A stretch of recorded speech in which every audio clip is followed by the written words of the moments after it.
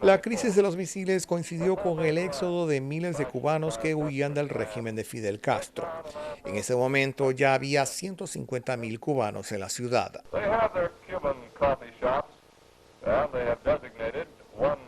Para algunos de estos nuevos miamenses se abría una nueva oportunidad para derrocar al gobierno comunista en Cuba tras la fallida invasión de Bahía de Cochinos en 1961. Por razones de geografía, fundamentalmente Miami se convirtió en la capital de la facción política cubana que no estaba en el poder. Su atención, por favor. American anuncia la llegada del vuelo número 2422. Desde la época del dictador Gerardo Machado, eso se convirtió ya en una tradición.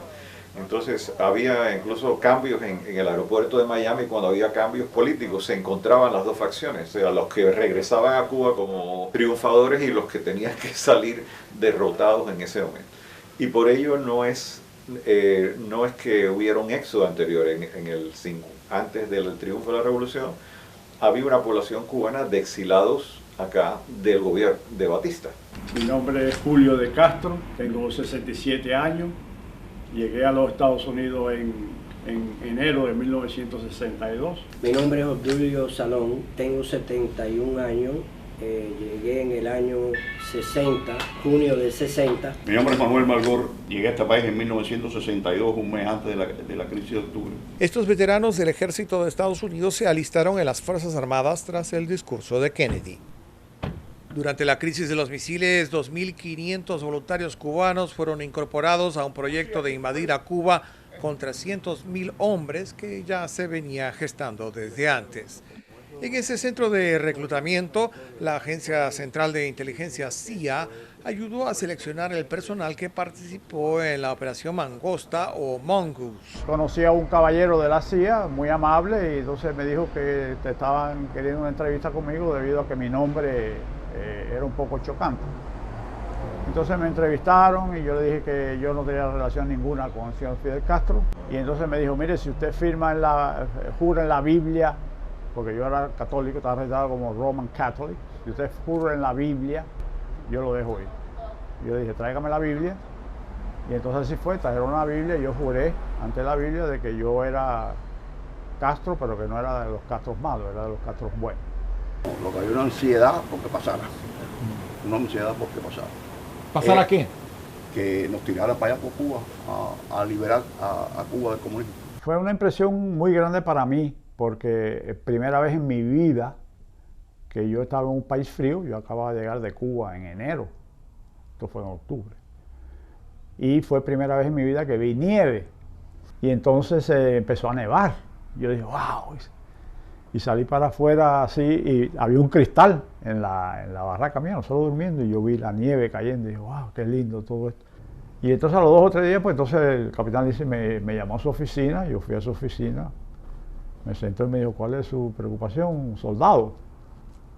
Y entonces yo le dije que teníamos preocupados porque ¿por qué estamos entrenando en un lugar frío cuando nuestro país es un país tropical y podíamos entrenar en otra base en otro lado, en Fort Knox, en Puerto Rico, en otras bases más cerca?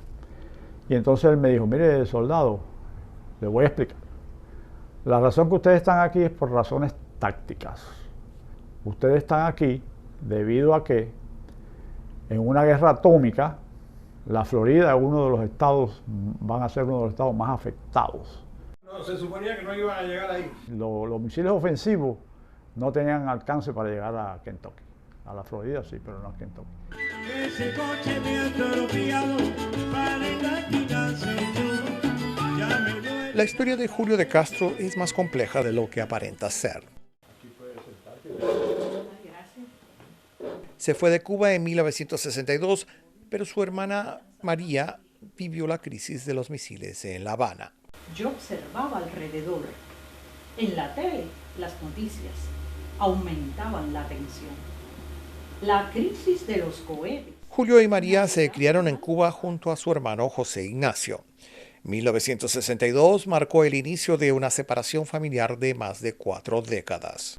Es la historia, son 30 años de servicio en la Fuerza Armada. Yo entro en la Fuerza Armada. Medio siglo después, los dos hermanos han podido comparar sus medallas de servicio militar en Cuba y Estados Unidos. Cuando estalló la crisis, José estaba incorporado a una milicia que fue desplegada para vigilar misiles soviéticos. Yo estaba de miliciano y me movilizan para ir al Cacahual a cuidar, a preparar una zona de defensa con un batallón en el que yo estaba, que estaba ya ocupado esa área por el ejército rebelde. Y era un descampado en Loma, en la cual había una unidad que nos decían que era una unidad soviética. ¿Y ya ellos estaban allí cuando tú llegaste? Ya ellos estaban allí. No, bueno, entonces llegaron ellos primero. Estaba cercado y todo, estaba todo preparado. No, después cuando yo estudio me doy cuenta que el armamento que estaba en esas instalaciones eran armamentos nucleares. Jugueteriles. Armas nucleares. Que podían haber armas nucleares en esa base. Entonces, pero eso me venga a entrar al cabo de los 20 años.